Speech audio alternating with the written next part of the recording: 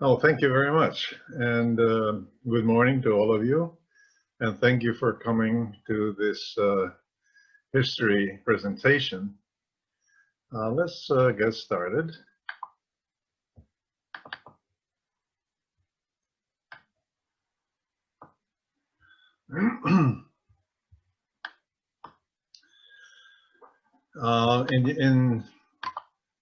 In 1776, the United States declared independence, but of course, the War of Independence started about a year earlier with the battles of Lexington and Concord in Massachusetts.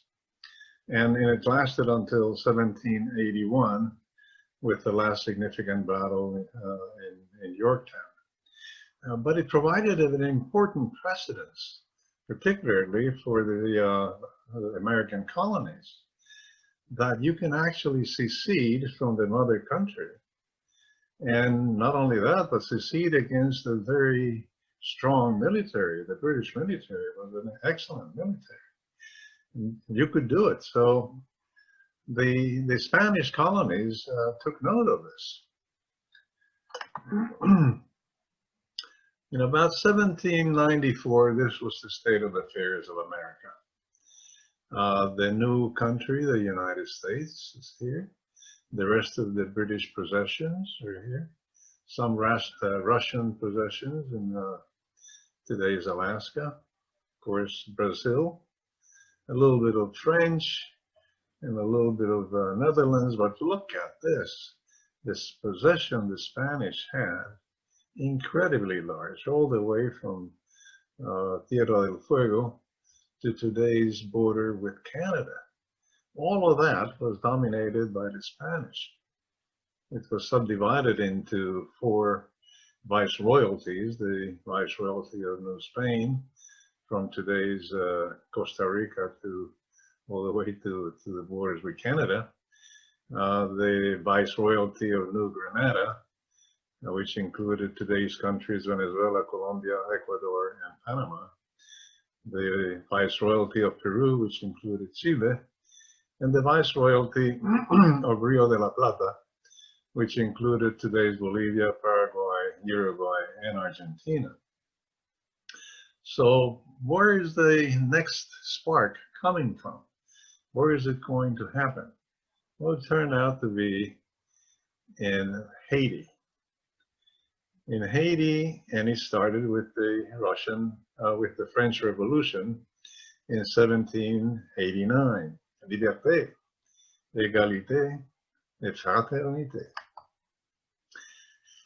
The Haitian society in 1789 was 500,000 black slaves, 32,000 whites, 25,000 freedmen, which were blacks and mulattoes who had fewer rights than the blacks, but they had more rights, and of course, than the slaves, and they too owned slaves. So the French Revolution proclaimed that men are born free and equal in rights, and so Haitian slaves, they're wonderful, and they asked for liberté, and the freedmen, well, they asked for égalité. And so this idea was sort of molded around by the revolutionaries in France. And then in a very Orwellian way, they decided that, well, the white Frenchmen were really more equal than the gens de couleur Frenchmen, and that they would rather keep slavery. This did not go over very well. So, and in August 21, 1794, the slaves rose in revolt. They actually demanded freedom from slavery, not independence from France. But the war went on with the local forces and so on, and it was a brutal war, a very brutal war. In fact, a lot of whites left Haiti and went back to France in part, but many of them went to Louisiana. So by 1802, Napoleon sent 43,000 troops just to crush this thing for once and for all and reinstate slavery.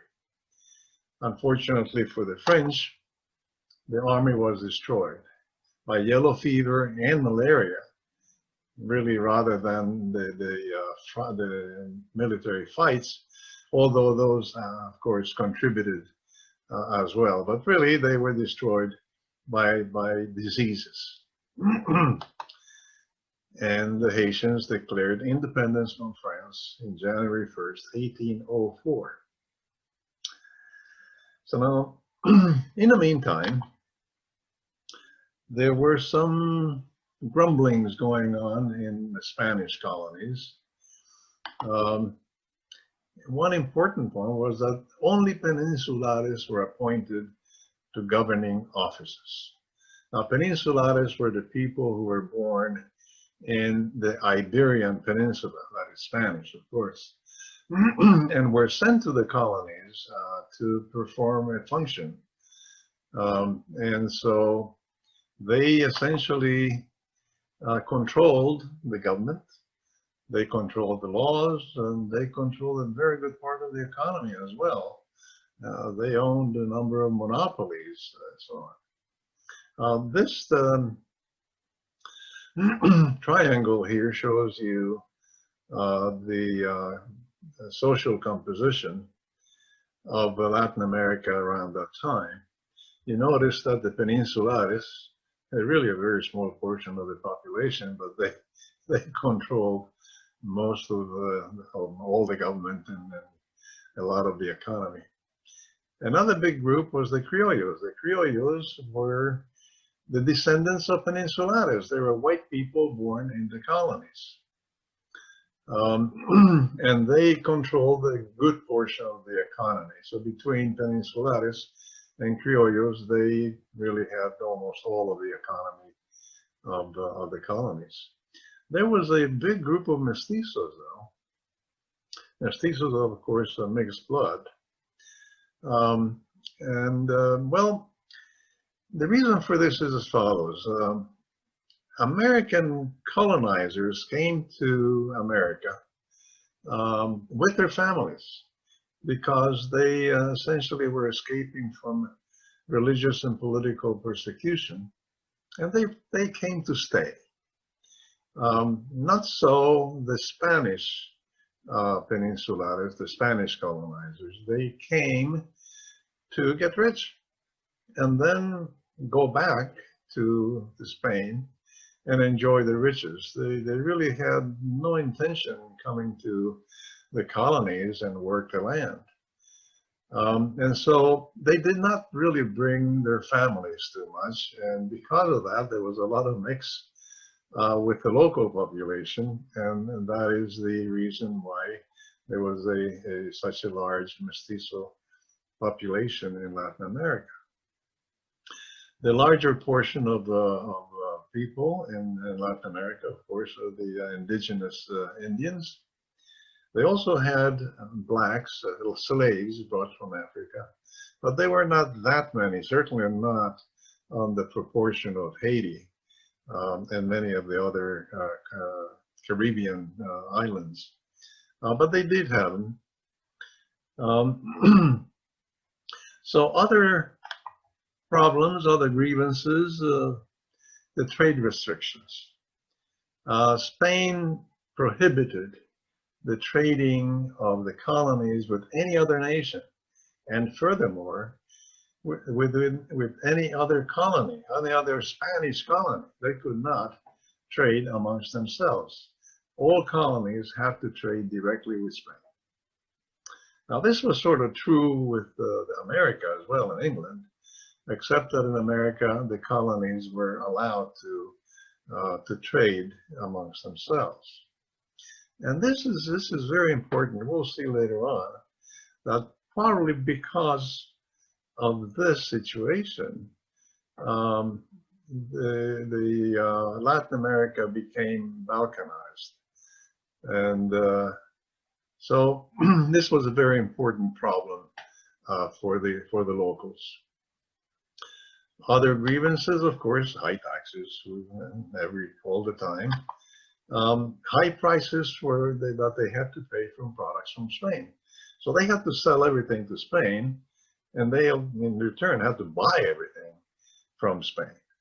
So they these were monopolies then, and they had to pay whatever price was imposed on them.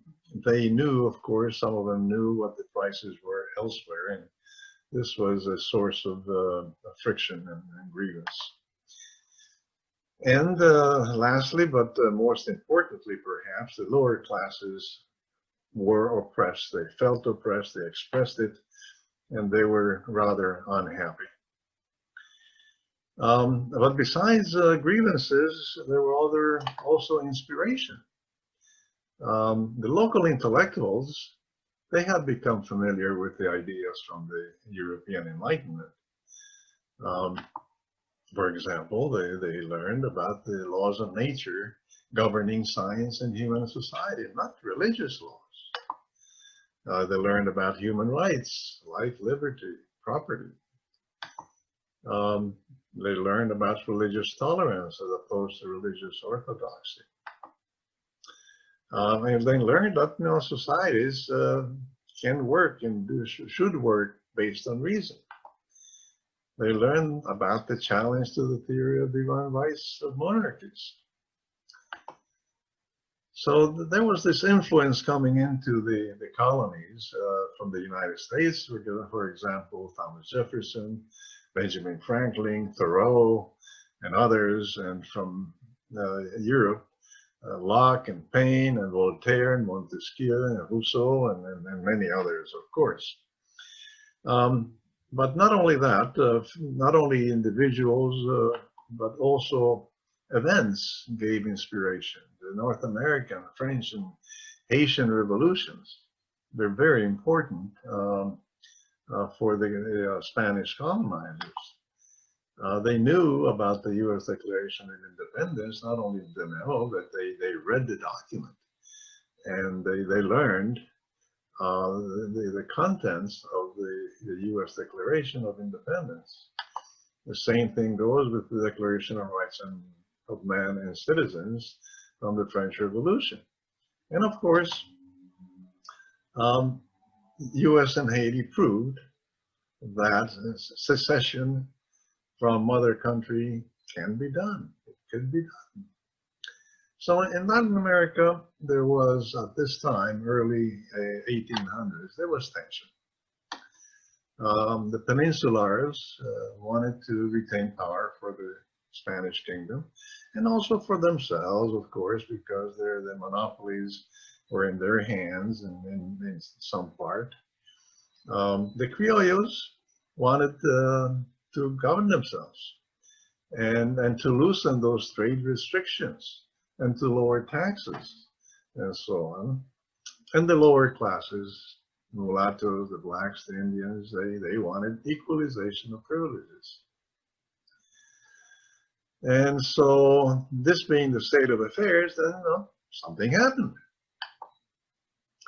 Napoleon occupied Spain in 1808 and designated his brother Joseph as its king. Well, how did this happen? It was the following. Napoleon wanted really to punish Portugal for being too friendly with England.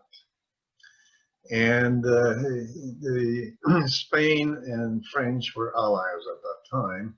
So he asked the Spanish king to allow his troops to cross Spain on their way over to invading Portugal. And Charles IV, the King of Spain, he said, yeah, sure, why not? Go ahead. And not only that, but he put his own Spanish troops to help him out with the conquest of Portugal. This was in 1807. And so the French troops entered Spain, and together with the Spanish troops, they took over Portugal. And on the way back, the French troops well, they stayed. They did not leave Spain, and furthermore, they were even reinforced with more French troops. Now, obviously, this was very dumb from part of Charles IV.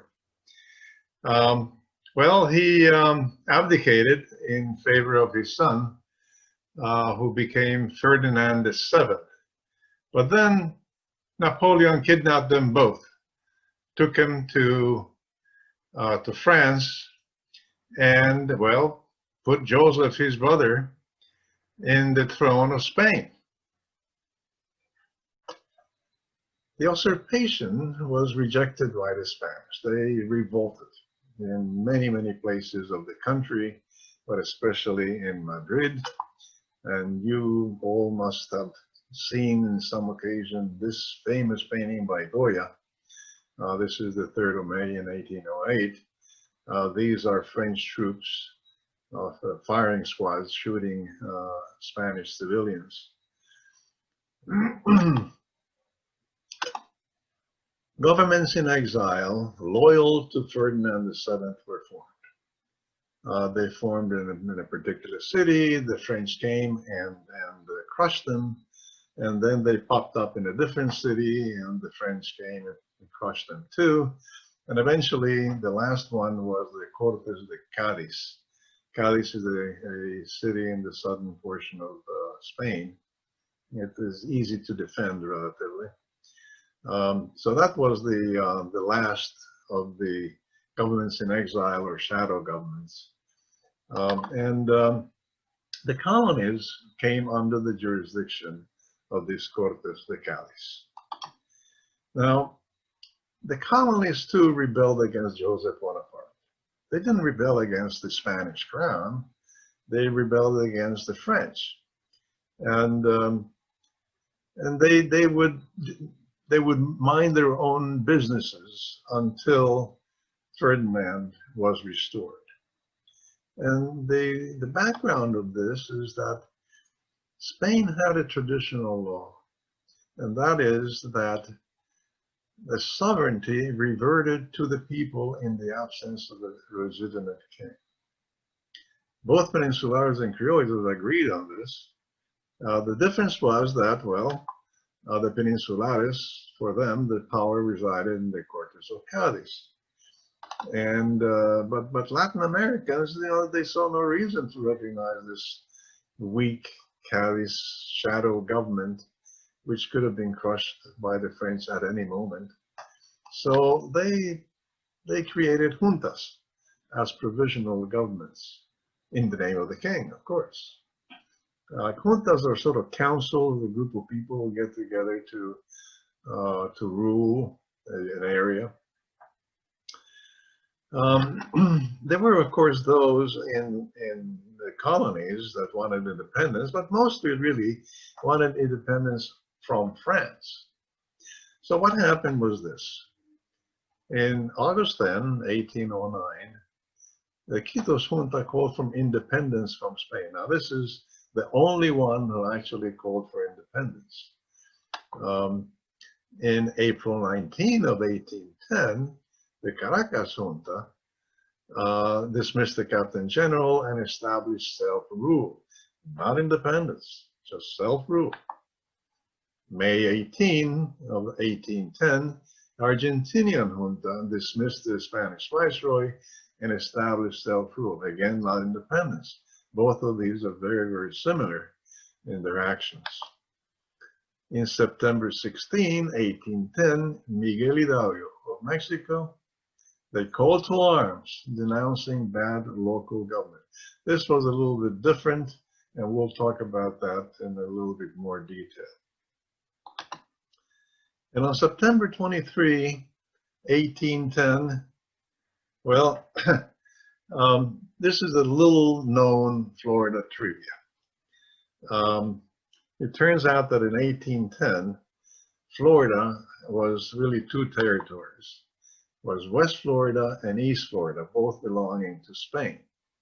So in September 23 of 1810, over here in Baton Rouge, A group of rebels stormed the fort. They killed a couple of Spanish soldiers, and then they unfurled a new flag and declared the Republic of West Florida. Can you believe it? Yes, the Republic of West Florida. In December 10 of the same year, in other words, 2.5 months later, this new republic surrendered to the U.S. Army, and it became part of the United States. But how sweet it is, Florida had its own republic. How about that? So let's look at a timeline of the wars of independence with a benchmark of United States. United States independence was, of course, 1776, but the war started about a year earlier and ended in 1781. Haiti, it started in 1791. It was a much longer war, ended in 1804. But look at this. All the Spanish colonies did something in 1810, practically. And it was not a demand for independence. It was not a declaration of independence. It really swore royalty, loyalty to Ferdinand VII, the real king of Spain. But they all created juntas, all of them. This is the length of time that the war took. It was, all of them were longer than the United States. So soon after this started, dissident voices became stronger and more numerous and more secessionists. And so on July 26, 1810, already that early, Colombia declared independence. Colombia was the first territory to declare independence from Spain, followed by Venezuela in July 5th, 1811, also declared independence. And well, then all hell broke loose. The war started in earnest. You see, it was one thing to argue about, who is in command and who has the power to do this and that. And another thing totally different is that, the secession. It's a total separation from the mother country. And so the Peninsulares, who were in command of the local military and the laws and almost everything, they just had to do something. They had to put this rebellion down. And so the war started. In Venezuela, the rebels were mostly Criollos, and the leader soon emerged, Simón Bolívar. Simón Bolívar, he was born in Caracas. He went to military schools in Venezuela and also in Spain. And he soon became the military and political leader of the country. And the war itself, well, it soon became a two-front war. The Peninsulares had to crush the Criollo rebels. So that was one war. And the other war was the lower class Venezuelans against Criollos. Now this was because of the oppression that they felt from the Criollos themselves. And it was an easy sale for the Peninsulares to convince the lower classes to fight with them against the Criollos. So the Criollos had to fight two fronts at the same time. They couldn't do it. They couldn't do it, and so they failed. They collapsed. And Bolivar fled to Haiti in 1815. In Haiti, he became friends with the local president, Alexander Pétion, and he helped Bolivar return to Venezuela in 1916 with men, armament, and funds, with the proviso that Bolivar free the slaves, which Bolivar agreed to do. In the meantime, Ferdinand VII returned to Spain as King of Spain at the end of 1813.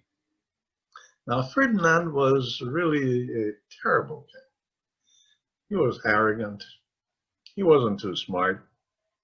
But of course, he was mean. He was a bad guy. Bad dude, they would say.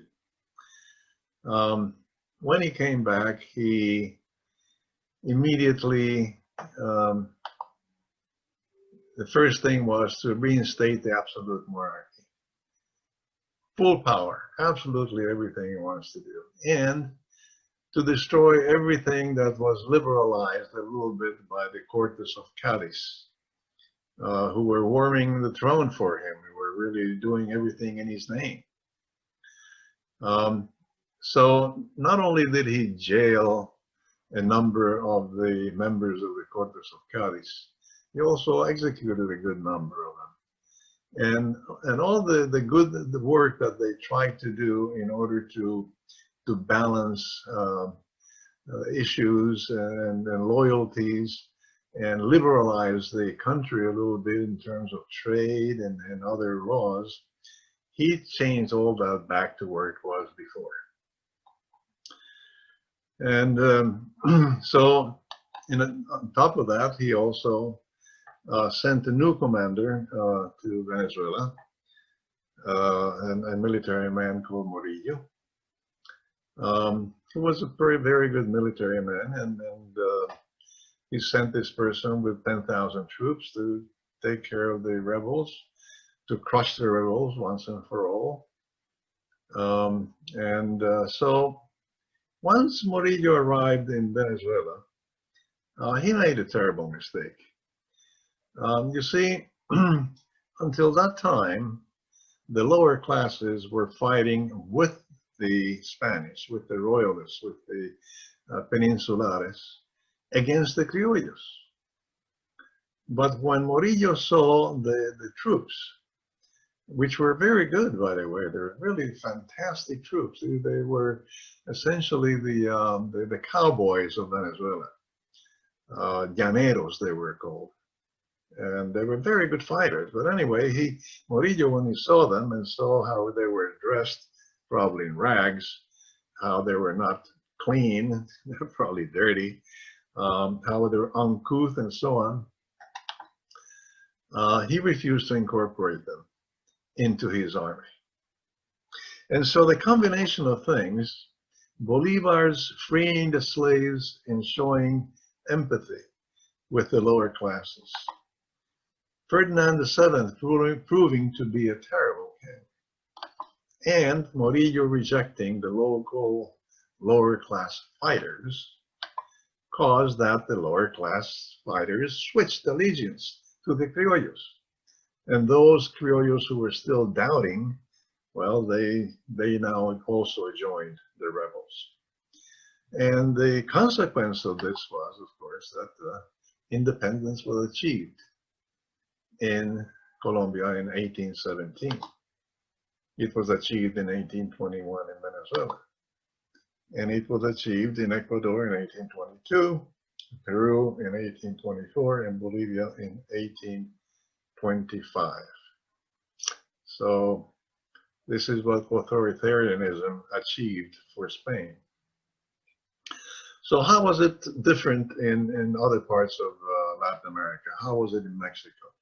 Well, in Mexico, it was a little bit different. On September 16, 1810, Miguel Hidalgo, an educated priest in the town of Dolores, gave the Grito de Dolores, calling for a rebellion against the government in the name of the king and in the name of the church. Now, this Grito de Dolores is a play of words in Spanish. Grito is a cry, and Dolores can be, well, the name of a woman. It can be the name of a place, which is in this case, and it can mean pain. So Grito de Dolores is a cry of pain, but in this case, it is the cry of the town of Dolores for freedom or for better situations. Miguel Hidalgo, he was a very well-educated man, anyway. He was a priest, of course. He had degrees in philosophy and theology, university degrees. He was well read. He read the Enlightenment writers, although he was not supposed to, because it was prohibited by the church at that time. Well, besides, he had children here, there, and the other part. But that's beside the point. The important thing is that his grievances, his main grievances, were about local conditions, bad government, and especially, very especially, the exploitation of the lower classes. So this rebellion really was a rebellion of the lower classes versus the Criollos, the same idea that existed in Venezuela. And so there was no war at this time between the Peninsulares and the Criollos. This was a civil war. Hidalgo's ragtag army was eventually defeated, and he was executed in 1911. Who took over? Well, Jose Morelos, also a priest. He was the one who took over. Under him, independence was declared from Spain on November 6, 1813. This is Jose Maria Morelos. He was a mulatto priest. He had no military training, but he was a very good tactician. He was a very bright man, too. He's the one who took over. But no, once they declared independence, now it became necessary for the Peninsulares to intervene. And now it became a war of the Peninsulares and the Criollos versus the lower class. And the lower class had to fight two fronts, and they too could not do it. Eventually, they were defeated, and Morelos was executed in 1815. So after this, from 1815 to 1821, in Mexico, the war continued more or less as a guerrilla war. And in 1821, there were a number of events that had happened that changed things a bit. And those events are, number one, the success and independence of Venezuela, Colombia, Argentina, and Chile. By that time, they were independent, that successfully seceded from Spain. The other problem was the lack of support from royalists from Spain. I mean, here were these peninsulares in Mexico doing their bidding for those people back in Spain. But those people back in Spain did not love them back, did not support them, did not send money, did not send troops, new, fresh troops. And so, they were getting sort of tired of this. And then something else happened in 1820, a military rebellion in Spain versus Ferdinand VII. Now, this was a rebellion to obtain some reforms, liberal reforms. And the king, being a terrible king as he was, he said, yes, yes, yes. And so he agreed to everything that they put in front of him. But then he connived with the French, and eventually, 3 years later, he went back to his old ways. He took all these decisions that he made because of the rebellion. He took them back. He changed them back again. Anyways, the rebellion did not succeed very well. But it happened. And so all these events moved the country more towards full independence from Spain. So what happened really was that the royalist colonel, the commander of the royalist troops in Mexico, Agustin de Iturbide, he switched allegiances, declared independence, and very, very humbly accepted the title of emperor. of the Mexican Empire on September 27, 1821. Now, this empire only lasted 3 years when Mexico became a republic. So what was happening at the other end of America, in Argentina? Well, let's see. On May 18, we mentioned this before, Viceroy Cisneros was declared illegitimate. He was deposed, and a junta became the government. The disagreement really between the two is who was boss. Was it the Cadiz government in exile, or was it the Argentinian junta? So the Argentina did not have a war of the lower classes versus the Criollos. In that way, it was very different from Venezuela and from Mexico. After King Ferdinand VII was restored in 1813 to the Spanish throne, they had to do something. They had to make a decision. They said, well, what are we going to do now that the king is back? Now, do we continue with the juntas and whatnot? And so once they realized that Ferdinand reclaimed absolutism and that he reversed these progressive decisions such as lower trade barriers and taxes, the decision sort of became easier.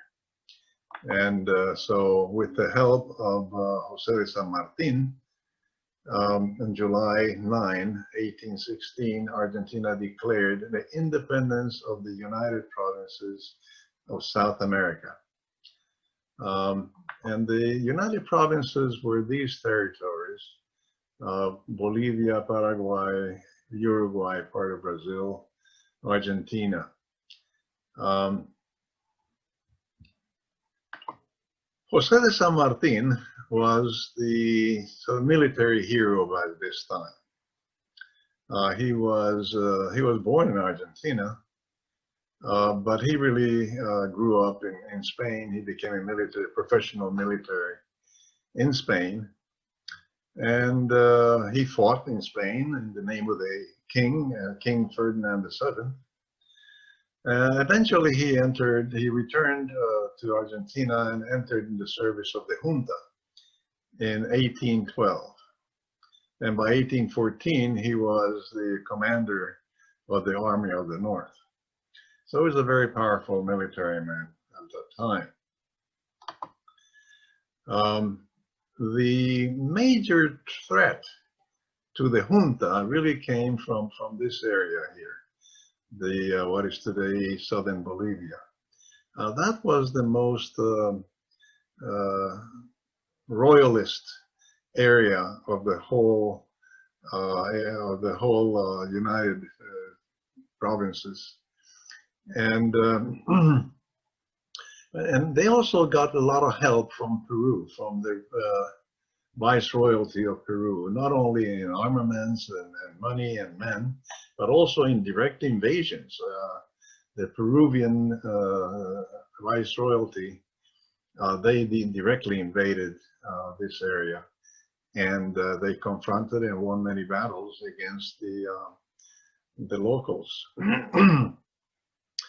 So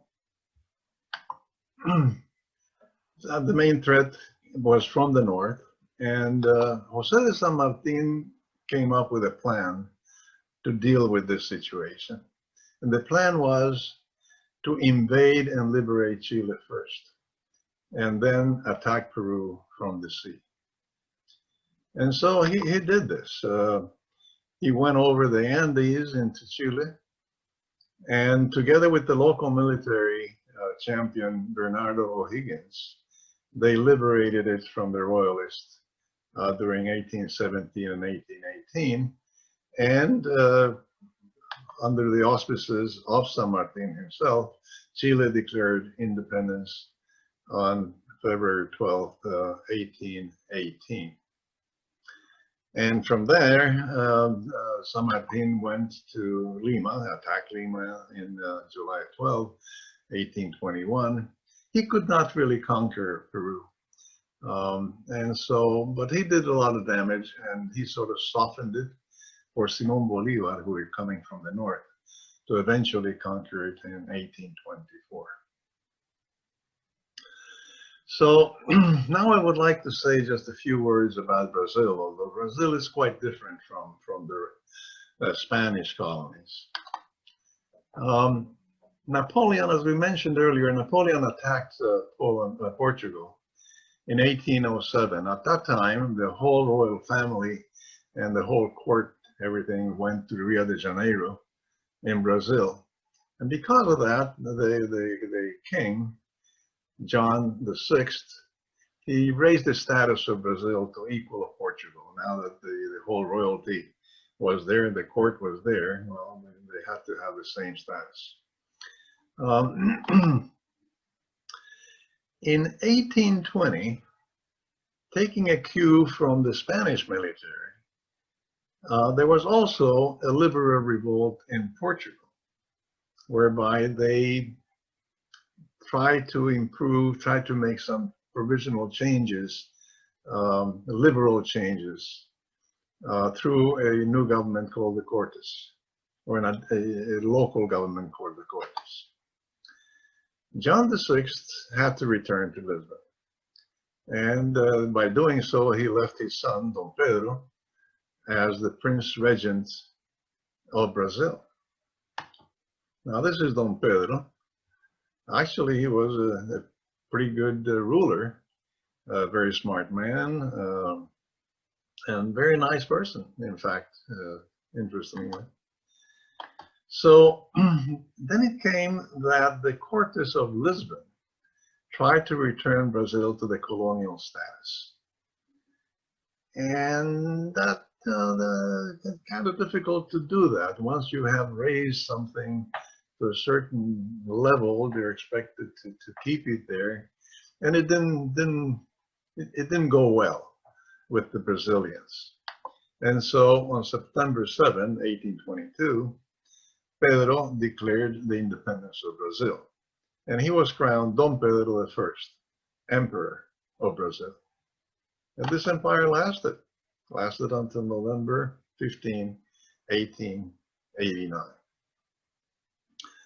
So I would like to make a very perhaps simplistic, maybe even naive comparison of the revolts now to get an overall picture. So the revolt in the US was fought by American-born against the British royalists. In Haiti, it was very clearly the slaves' revolt. In Venezuela, at the beginning, it was a two-front war. The Criollos and the Spanish royalists, and on that separate war, which was the lower classes against the Criollos. Eventually, the Criollos and lower classes got together against the royalists and won. In Mexico, again, it started the lower classes against the Criollo oppression, the Civil War, and then it ended up as more or less a war of the Criollos and the royalists against the lower classes. And in Argentina, Chile, Paraguay, and Uruguay, it was the Criollos versus the Spanish royalists. So what happened afterwards? Once they got free from Spain, all of these countries got their independence from Spain. Spain agreed finally. Or even before they got the independence, some of these movements were going on. Bolivar took the cue from the United States that it is a good idea to have several colonies to put together into one country. And he wanted to do that with the members of the Viceroyalty of New Granada. And that's the four countries: Venezuela, Colombia, Ecuador, and Panama. And in fact, they succeeded. They put these four countries together under one constitution, and it worked for a little time, but unfortunately, it was totally dismembered by 1831. Similarly, you remember that the Declaration of Independence was in the name of the United Provinces of South America. I'll show you what countries they were: Uruguay, Argentina, Uruguay, Paraguay, and Bolivia. You know, they never really had a good hold of the whole territory. And so it was easily dismembered by 1828. Everybody went their own way. And in Mexico, the Declaration of Independence in 1813 was in the name of all the territories under the Viceroyalty of Spain, which included today's Central American countries. By 1813, by the way, an enormous territory that had belonged to Spain before, which was the Louisiana territory, no longer belonged to Spain. Spain transferred it to France in exchange for some land in Tuscany in Italy, and France immediately sold it to the United States, I think, for $50 million. And so that was not part of the Declaration of Independence. The Central American countries, well, they separated very quickly as early as 1823. So the balkanization of Latin America was totally complete in 1831. So what were the reasons for this separation of these countries? Well, we talked about the main reason, at least in my opinion, the main reason, the Spanish mercantilistic policies of not allowing the colonies to trade amongst themselves was a major reason why they never learned to know each other. They just didn't know each other.